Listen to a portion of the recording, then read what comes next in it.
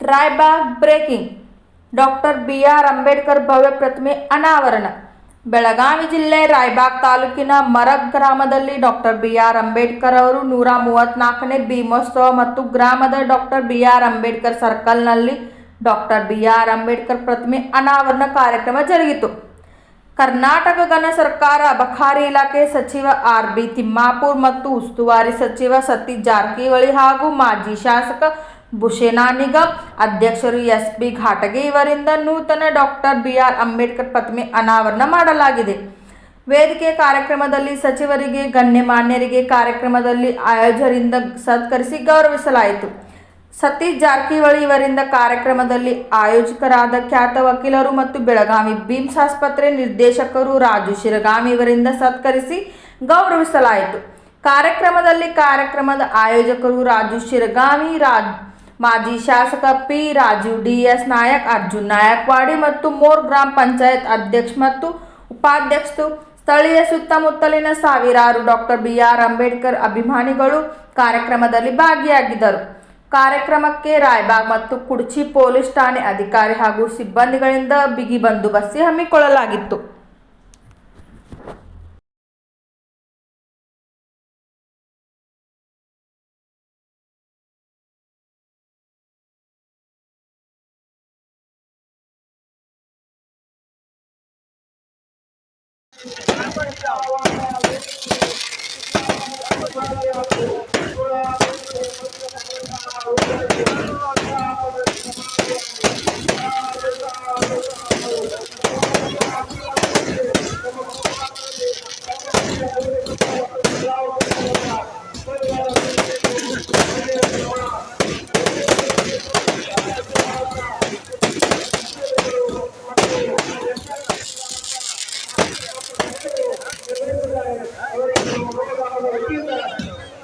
ಈಗ ಕಾರ್ಯಕ್ರಮವನ್ನ ಕುರಿತು ಈಗ ನೇರವಾಗಿ ಜಿಲ್ಲಾ ಉಸ್ತುವಾರಿ ಸಚಿವರ ಅಪ್ಪಣೆ ಮೇರೆಗೆ ಕಾರ್ಯಕ್ರಮಕ್ಕೆ ಚಾಲನೆ ನೀಡುತ್ತಾ ಇದ್ದೇವೆ. ಈ ಕಾರ್ಯಕ್ರಮವನ್ನು ಕುರಿತು ನಮ್ಮ ಮಾಜಿ ಭೂಷಣ ನಿಗಮದ ಅಧ್ಯಕ್ಷರು ಆಗಿರ್ತಕ್ಕಂಥ ಜನಪ್ರಿಯ ಶಾಸಕರಾಗಿರ್ತಕ್ಕಂಥ ಸನ್ಮಾನ್ಯ ಶ್ರೀಯುತ ಎಸ್.ಬಿ. ಘಾಟಗೆ ಅವರನ್ನ ಗೌರವಪೂರ್ವಕವಾಗಿ ಮತ್ತೆ ಹೆಲಿಪ್ಯಾಡ್ ಮುಖಾಂತರ ಕಳಿಸ್ತಕ್ಕಂಥ ವ್ಯವಸ್ಥೆ ತಾವು ಮಾಡ್ಬೇಕಂತ ಹೇಳಿ ತಮ್ಮಲ್ಲಿ ವಿನಂತಿ ಸರ್. ಮತ್ತೆ ಹೆಲಿಪ್ಯಾಡ್ ಮುಖಾಂತರ ಕಳಿಸ್ತಕ್ಕಂಥ ವ್ಯವಸ್ಥೆ ತಾವು ಮಾಡ್ಬೇಕಂತ ಹೇಳಿ ತಮ್ಮಲ್ಲಿ ವಿನಂತಿ ಸರ್. ನಾವು ಮಾಡ್ತೇವೆ ಒಂದು ಕಾರ್ಯಕ್ರಮ. ಇದಾದ ನಂತರ ಈ ಕ್ಷೇತ್ರದ ಮಾಜಿ ಶಾಸಕರು ಹಾಗೂ ಭೂಸೇನಾ ನಿಗಮದ ಅಧ್ಯಕ್ಷರಾಗಿ ಧನ್ಯವಾದಗಳು. ಇದೀಗ ನಮ್ಮ ಕ್ಷೇತ್ರದ ಮಾಜಿ ಶಾಸಕರಾಗಿರ್ತಕ್ಕಂಥ ಸನ್ಮಾನ್ಯ ಶ್ರೀ ಶಾಸಕರಾಗಿರ್ತಕ್ಕಂಥ ಪಿ. ರಾಜು ಸಾಹೇಬರಿಗೆ ಗೌರವಪೂರ್ವಕವಾದಂಥ ಸನ್ಮಾನ ಹಾಗೂ ಅಂಬೇಡ್ಕರ್ ಅವರ ಚಿಂತನೆಯ ಪುಸ್ತಕವನ್ನು ಕೊಡೋದ್ರ ಮುಖಾಂತರ ಅವರನ್ನ ಗೌರವಿಸಬೇಕಂತ ಹೇಳಿ ತಮ್ಮಲ್ಲಿ ವಿನಂತಿ ಸರ್. ಧನ್ಯವಾದಗಳು. ರಾಜಕೀಯ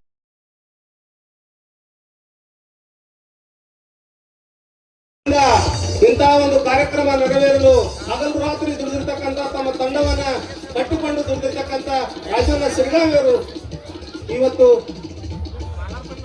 ಈ ಕಾರ್ಯಕ್ರಮ ಅನಾವರಣ ಆಗಬೇಕು ಬೋಧಿಗೆ ನಿಲ್ಲಿಸಿ ಇವತ್ತು ಎಲ್ಲರ ಸಹಕಾರದಿಂದ ವೇದಿಕೆ ಮೇಲೆ ಮಾಡಿದ್ದೇವೆ.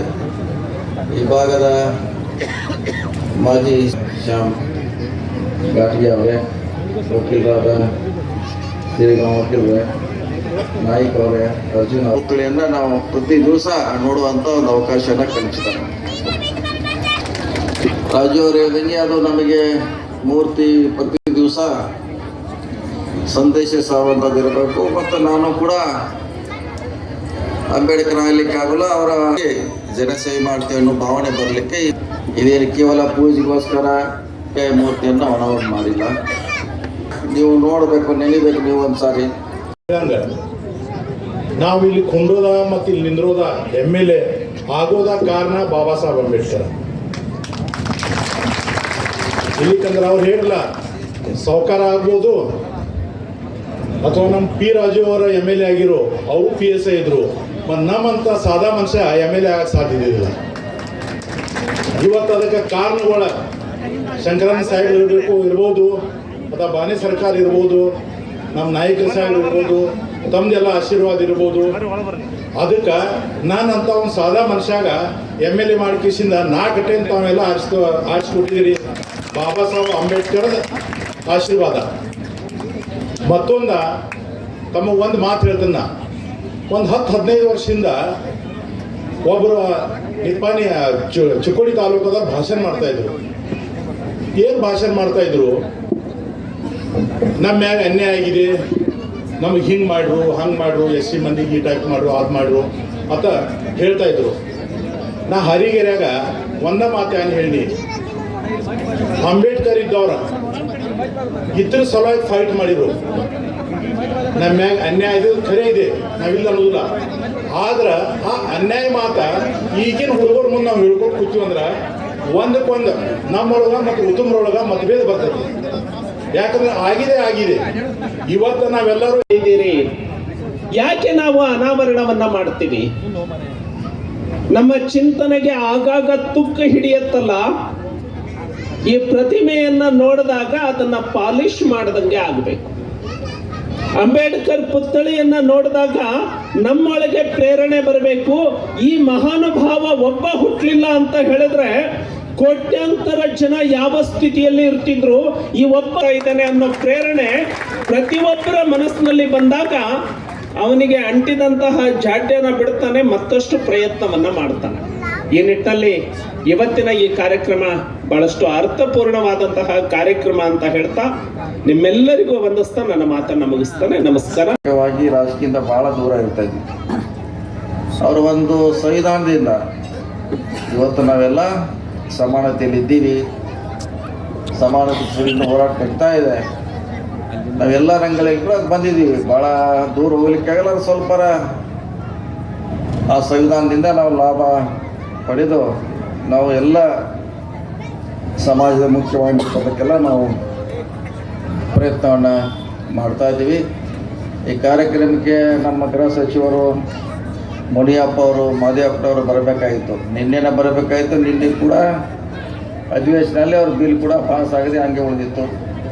ಇವತ್ತು ಕೂಡ ಭಾಳಷ್ಟು ಟ್ರೈ ಮಾಡಿದ್ರೆ ಕೂಡ ಅವರು ಇನ್ನೂ ಬಿಲ್ ಪಾಸ್ ಆಗಿಲ್ಲ, ಅಲ್ಲೇ ಉಳಿದಾರೆ. ಹೀಗಾಗಿ ಅವರಲ್ಲಿ ಇರೋದು ಅನಿವಾರ್ಯ ಆಗಿತ್ತು. ಹೀಗಾಗಿ ಅವ್ರನ್ನ ಬಿಟ್ಟು ನಾವು ನಮ್ಮ ತಿಮ್ಮಪ್ಪರು ಸಾಹೇಬರು ಬಂದು ಇದನ್ನು ಉದ್ಘಾಟನೆ ಮಾಡಿದೆ. ಇನ್ನೊಂದು ಸಾರಿ ಅವರು ಕೂಡ ಬೇರೆ ಯಾವುದೇ ಕಾರ್ಯಕ್ರಮ ಖಂಡಿತವಾಗಿ ಬರ್ತೀವಿ ಅಂತ ಸಂದೇಶ ಹೇಳಿದ್ದಾರೆ.